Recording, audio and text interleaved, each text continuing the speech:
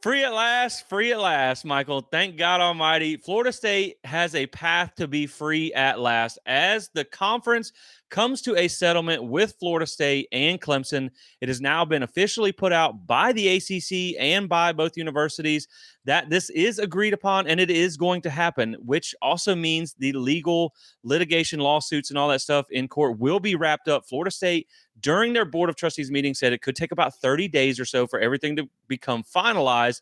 But all signs are go, Michael. All the green lights have been lit for the settlement to take place. And so that's what we're going to talk about today in this quick update for you guys, just to bring you the need to know details of what's going to go on and what it means for Florida State, what it means for the ACC. Now that we have some actual kind of hard fact details here.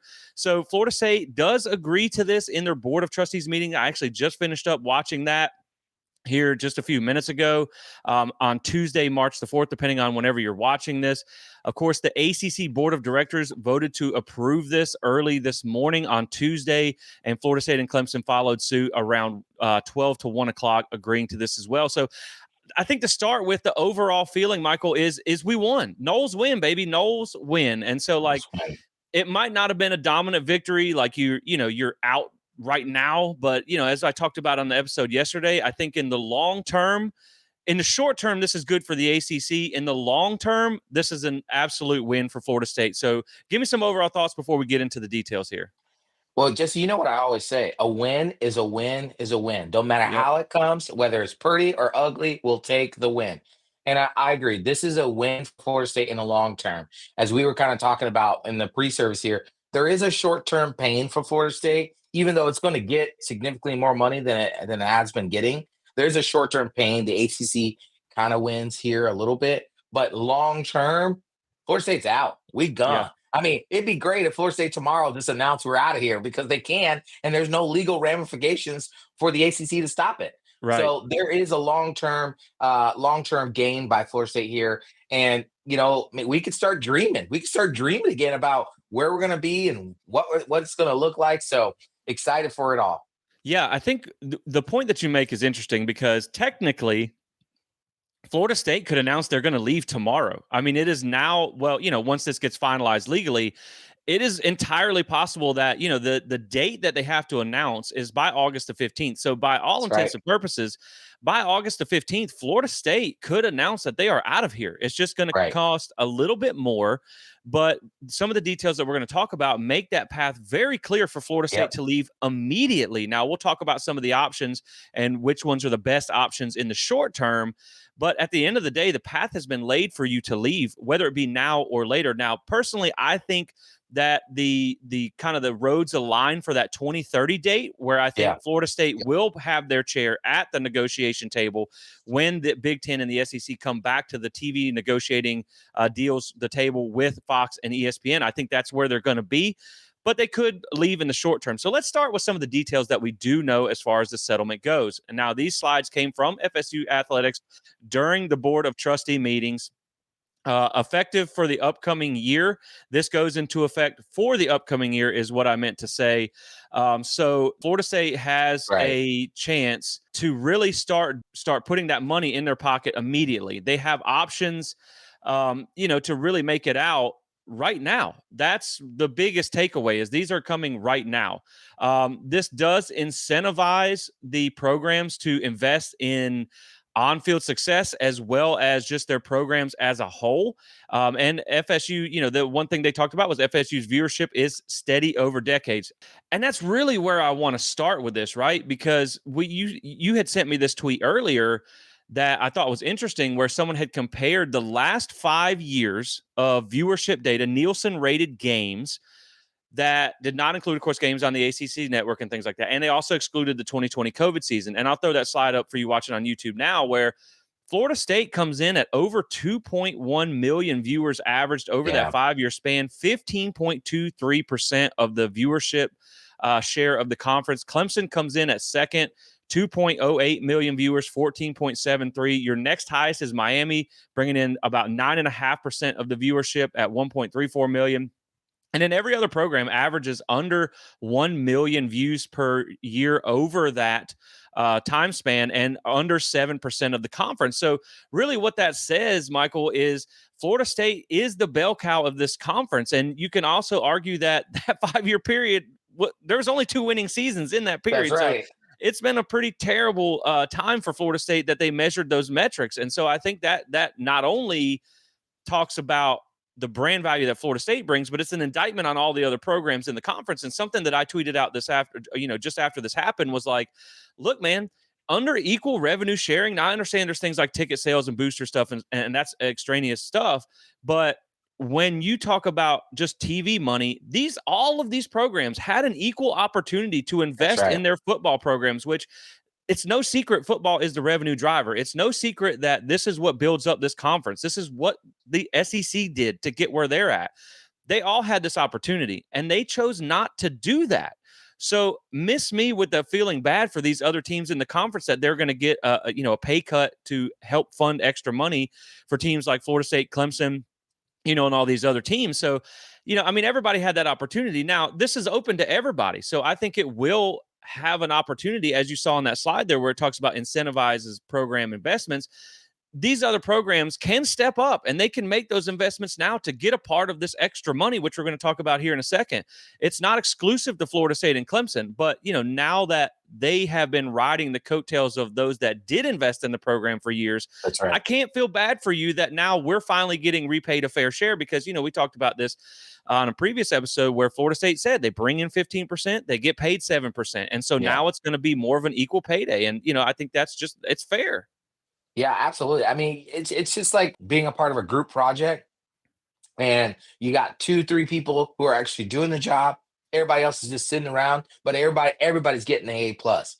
Like that just doesn't work in the real world. And the other schools, Wake Forest, Boston College, all those schools have been benefiting off the backs of Florida State, off of Clemson, off of Miami, even a little bit of Georgia Tech there. They've been benefiting off the back. I mean, UNC, which is supposed to be supposedly a big brand, has been benefiting off the backs of Florida State, Clemson, Miami, Yeah. and a little bit of Georgia Tech there. And so now this viewership revenue pool is going to be more helpful to Florida State and Clemson. And what it does also provide for the Wake Forest, the Boston Colleges, the UVAs, the Dukes is stability, at least for the next 4 to 5 years. For the next 4 to 5 years, you're still going to be able to compete with the big boys. Now, after that, once those schools are gone, that's on you. But right now, you get stability. This is where the ACC wins Yeah. in this short-term settlement agreement. Is they get stability right now.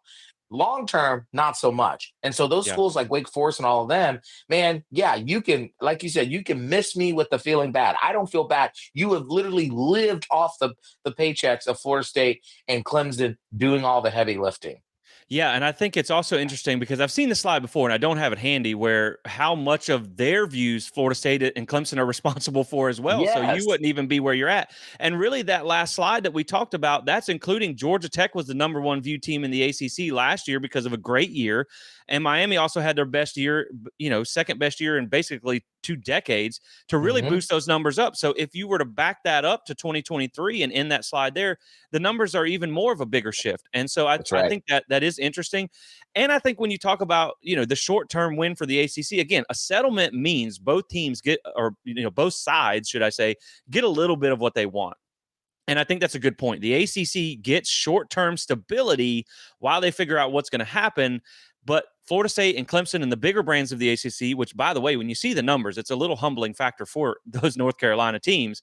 Of course, they dominate in basketball, I'm sure, but football is the main driver here. They said yesterday it's 75% of the viewership for the conference.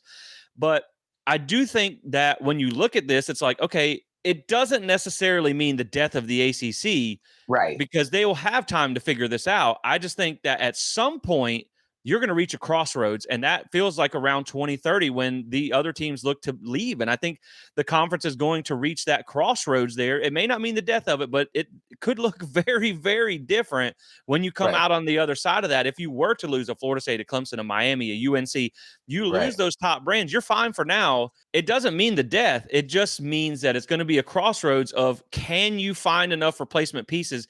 Because I promise you, Michael, no matter how much these teams invest, the big brands are not going to stay. You're just not, because of, Absolutely. when that revenue gap gets to 2030, you're looking at $50 million to $70 million a year. And that's before you sign the new media contracts. Absolutely. And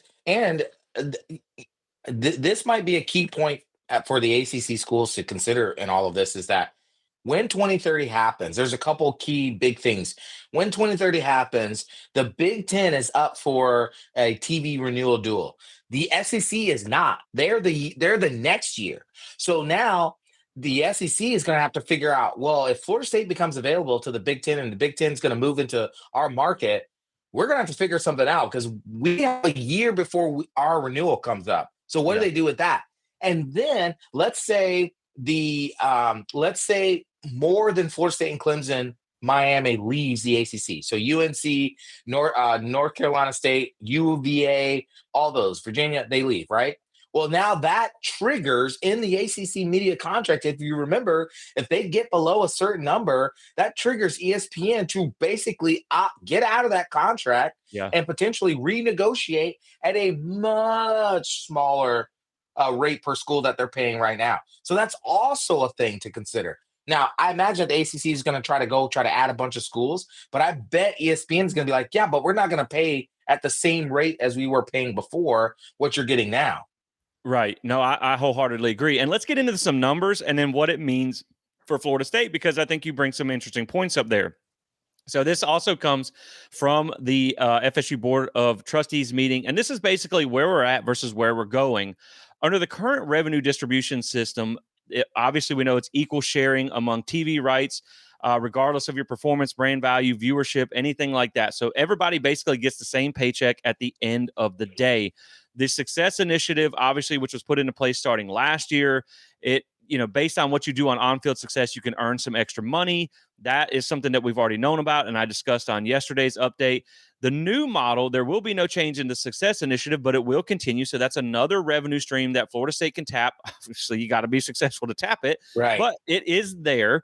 And then the new proposed, which has been agreed upon now, media rights distribution is the majority share. 60% of the base media rights value will be placed into a viewership pool to be distributed via ratings-based model. This is the brand initiative that we've talked about before. And so that is very important. Now, the next arm of this, which is probably even more important, because what this is going to provide is Florida State to earn an extra bit of revenue while they find their way out of this conference, decide what they want to do. And that's been rumored to be anywhere between $15 to $20 million annually for the brand initiative on top of the success initiative, which could be anywhere between, I believe, $10 and $20 million. So you can earn yourself a significant chunk of change. But the second and probably more important part of this is how you leave the conference and what it costs to do so. And so right now, the withdrawal penalty under the current system is 3 times the ACC operating budget, which is currently estimated to be around $165 million. Now, as far as retaining your media rights, the ACC's argument, this is why they even went to court. The ACC's argument says, no, we own your media rights regardless of whether you leave, because you signed the, by the way, guys, no longer ironclad grant of rights. So put that in your pipe and smoke it. And now the new model is going to be upon notice and payment of the withdrawal, you can basically get to take your rights with you. And so what the numbers are breaking down here to be is, if you were to leave right now, it's $165 million in the fiscal year of 2026. That fee drops by $18 million per year until after that 2030-2031 season, when it becomes $75 million, and it levels off right there. And so again, this is massive, right? Because I mean, if you get to that 2030 date, when when you're looking at renegotiating with the SEC and the Big Ten to join those conferences, and it's only going to cost you $75 million, and they are paying $50 million a year more, I mean, it takes you a year and a half to basically recoup the cost of paying to get out of this conference. And so I think that is really, really important, that second part of the argument here, because let's kind of bring it home with, what does this mean for Florida State, Michael? And so I think really, let's start with the extra revenue part.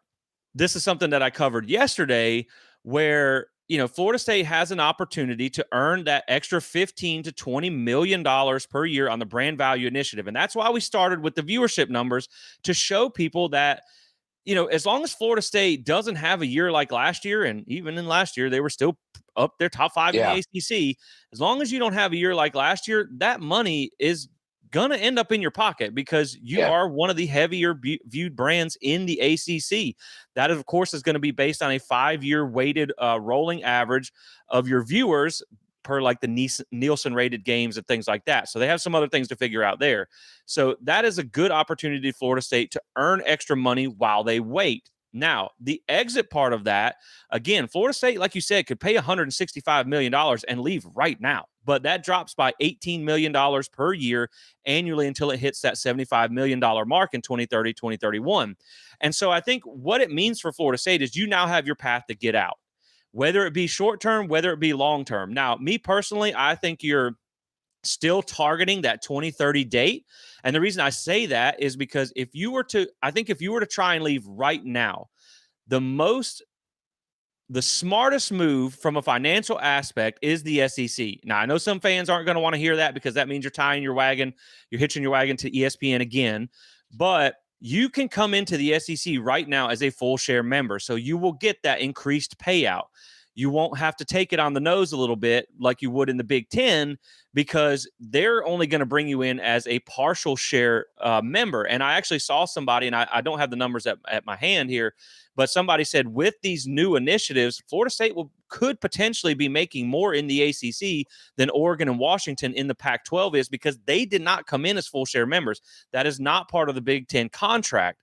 So I think in the short term, if you're just like, look, we can't do this anymore, we got to go right now or by next year or whenever you want to go, then I think it's going to be the SEC. If you're like, okay, we'll wait till 2030, we'll get, all the projects that we have done, we'll start shopping our rights and all these things, and we'll make an exit strategy, then I think you open the door up for the Big Ten. Now, of course, you could do it now. It's just going to cost you more money, because you're going to have to pay more to get out in the short term, and you're not going to be able to get that full media rights value in the Big Ten. But either way, at the end of the day, you have your exit path, and you have an opportunity to make an extra $20 to $25 million or more per year through the Success Initiative and the Brand Value Initiative while you wait to get out and make your decision.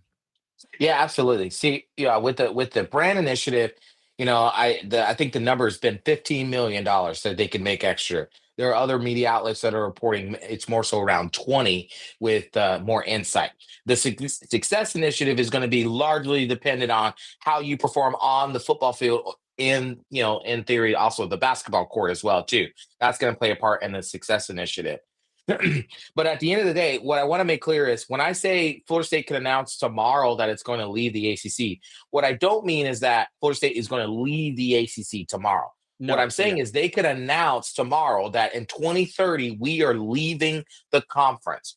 And regardless if they announce or not, what this settlement now does is it's going to give them probably backdoor ability and conversation to negotiate with the Big right. Ten and the SEC, right? And more so, right now, we've known since this whole thing has started to transpire that the Big Ten wants a flag in the state of Florida. It's the one market they don't have. It's the one big football market they don't have. They desperately want Florida State. And not that I'm like a Big Ten insider or anything, but it's been clear throughout. No matter what anybody's writing out there, no matter any of the articles where these writers are saying the Big Ten doesn't want Florida State, it's a lie. They desperately want Florida State. Okay. The issue becomes the SEC, as I said a little bit earlier, their media contract, is not up in 2030. Only the Big Ten is. So if the SEC wants to keep the Big Ten out of its backyard, it's going to have to go back to ESPN and say, we need to make Florida State a full share member now. Because if not, we're going to lose them to the Big Ten. And ESPN doesn't want Fox in its backyard as well, too.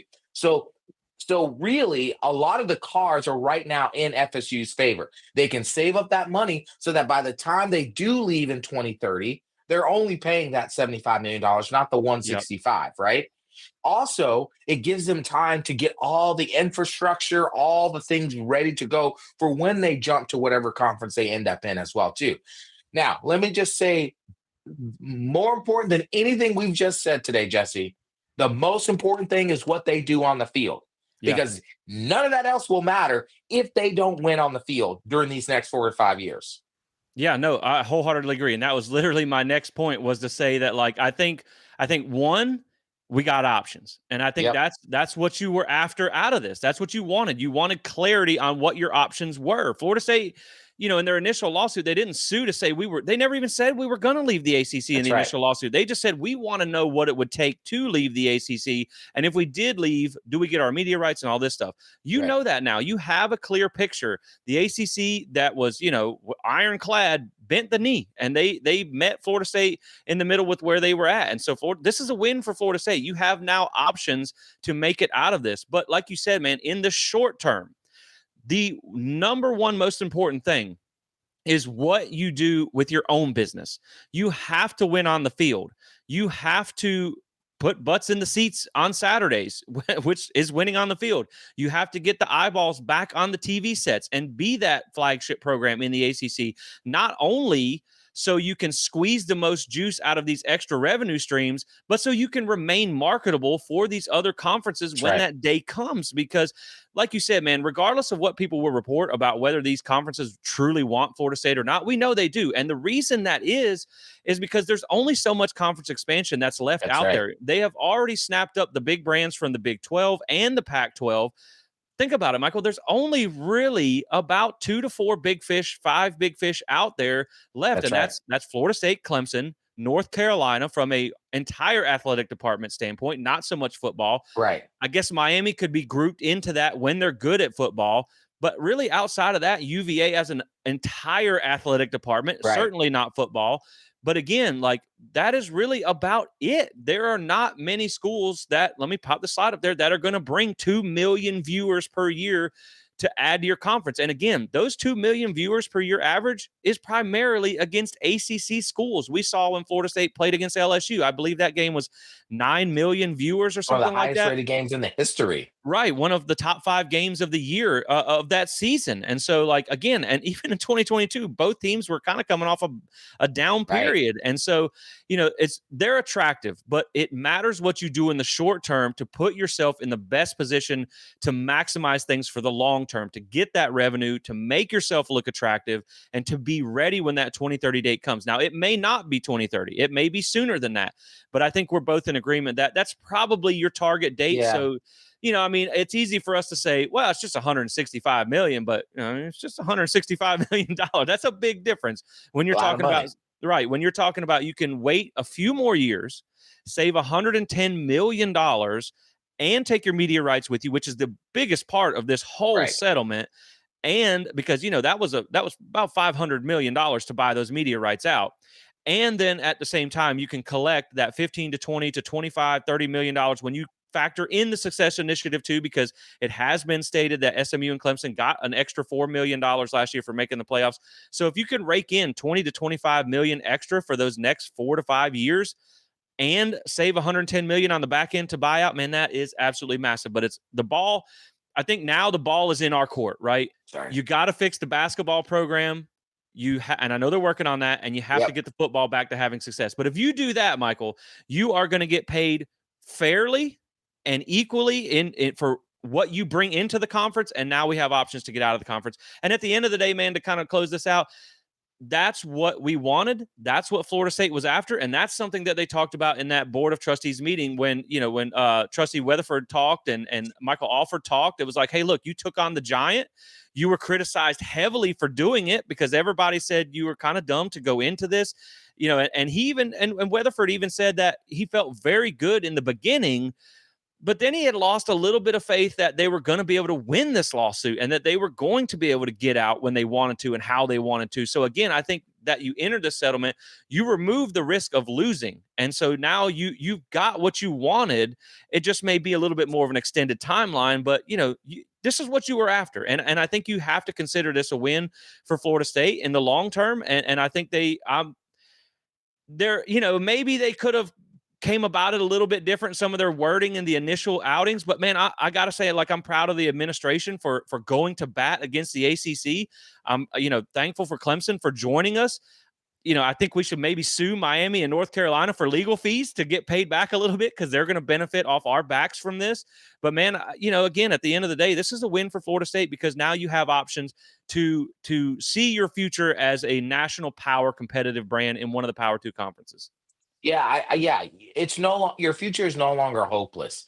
I Right. think a lot of Florida State fans felt that way. It felt like, man, we were just in this dying conference. We're going to get relegated to basically a G5 status. That's basically what the pundits were saying. That's basically how the college football playoffs treated Florida State, 2 years ago during the snub. It's basically how when you look at the coverage of ACC football and having to play on the CW, having to play at inopportune times, not getting the big windows to play the games, you just felt like, man, it's so hopeless. Like we're going to get reduced to this like nobody status, and this program that's won 3 national championships, been an iconic brand for century, for a long time, 40, almost 40 years, a little over 40 years. This actually now provides a clear window of hope that, oh no, you're going to play big boy football. In the short term, yeah, you got a little bit of pain you got to suffer through, but that gives you time to get ready so that when you get into the big boy football conference of the Big Ten or the SEC, now you're coming in with guns a-blazing. You're ready to rip that show up and get back to being the dominant program that we fell in love with as kids, right? This is what that opportunity is. That's why it matters so much. Mike Norvell and coaching staff, listen, the administration did what they could have done. They got you an out, okay? Yeah. Now you got to reward them for the work on the field. You've got to go win. Okay. I'm not saying you got to win a national title this year. I'm just saying you got to be respectable. You got to be in the conversation. And the next 4 to 5 years, it's going to be important. So that brand, so that logo, as we talk about all the time, means something when you walk into the room of the negotiation table between the Big Ten and the SEC. Yeah, and I mean, the last thing I'll say is like revenue aside, if you don't think that you need to make the move out of the conference, and I know most of all of us are in agreement that they do, just look at what the automatic qualifier arguments are coming about, where Absolutely. they're just going to strong arm all the other conferences into getting whatever automatic qualifier bids that they want in an expanded playoffs. They run the table, they hold the Right. chips. The ACC has no really leverage here. The Nothing. teams in the ACC don't have any leverage against Florida State and Clemson, and they know that, or else there is no reason they would have ever signed this deal to That's take right. a pay cut. Wake Forest would have never signed a deal to take a $7 million pay cut to pay Florida State $15 million more. But they know they're a boat anchor for viewership. They know that Right. without Florida State, they don't get that paycheck. And so this is what you had to do to get the seat at the table, not only from a revenue standpoint, but just from those two conferences are the controlling powers in college football right now. And it's going to remain that way until something massive changes. And so far, there are no signs that it's going to massively change. And like you said, man, I'm excited to see what the future looks like for Florida State. I mean, obviously, think of the big brand matchups against an Yeah. Ohio State, a Michigan, a Oof. USC, Alabama, a Georgia. I mean, we're going to see that this year, but the SEC brands and things like that. And also, the last thing for me, Michael, is like you are behind now, and the revenue gap is there, but it's not Yep. huge right now. But something we've always talked about is Florida State has been a program that has done More significantly with more less. with Yep. less for a long time. Now, what can Florida State do in the state of Florida with that extra money? Now that you don't have to be $50 million behind, over that 5-year gap or whatever behind Florida, behind your major competitors. Now you can be on an equal footing and you can build the Taj Mahals of college football and That's have right. a $2 million recruiting budget and all that type of stuff. Man, this is the next, like you said, this creates excitement for the future of Florida State. And I think that's all we were hoping for coming out of this lawsuit. So, man, that's all I got to say about this. I don't know if you have any final thoughts, but man, I think it gives you hope for the future of Florida State. Well, what I'll say this is that if you're a Florida State fan and you feel down about this, you thinking we should get out yesterday. Listen, Jesse could tell you, I was with you. When I Yeah. first got this news, I was not happy about it. So we're not going to tell you how to fan. But what we will Yeah. ask is that as you process this, think long term. Think Yeah. 5 years from now. Like when you tell your grandchild or your kids about Florida State football, don't you want to be talking about being in the Big Ten or the SEC, playing big book football? Well, guess what? We now have a clear, identifiable pathway to get there. And that is what has transitioned me from being down about this to actually being pretty excited about this. Yeah, just turn on the TV on that late August afternoon and look at the environment around Florida State, Alabama, and then Absolutely. and then record that, DVR that, and play that back the Friday before you watch Florida State versus Wake Forest in Doak That's Campbell right. Stadium, and That's think right. about the future possibilities of the matchups that will the impact on the city of Oh, Tallahassee, all the gosh. businesses there. I mean, this is a massive move, like you said, for the long-term future of the university. So, man, lots of excitement in this. Florida State gets the win in the settlement versus the ACC. At least I consider it a win. You know, like you said, there might be some short-term pain, a little bit, but it's all about the long-term gain. So appreciate you guys watching. We just wanted to bring you this quick update as we now have clarity where the lawsuits are done, they're over with, and everything has been settled. We have these details to report. So thank you guys for watching. Drop a like and subscribe if you enjoy this content. We're still pushing for 2,000 subscribers.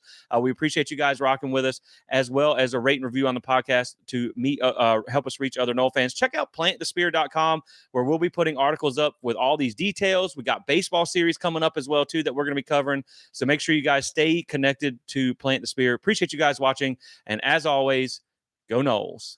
Go Knowles.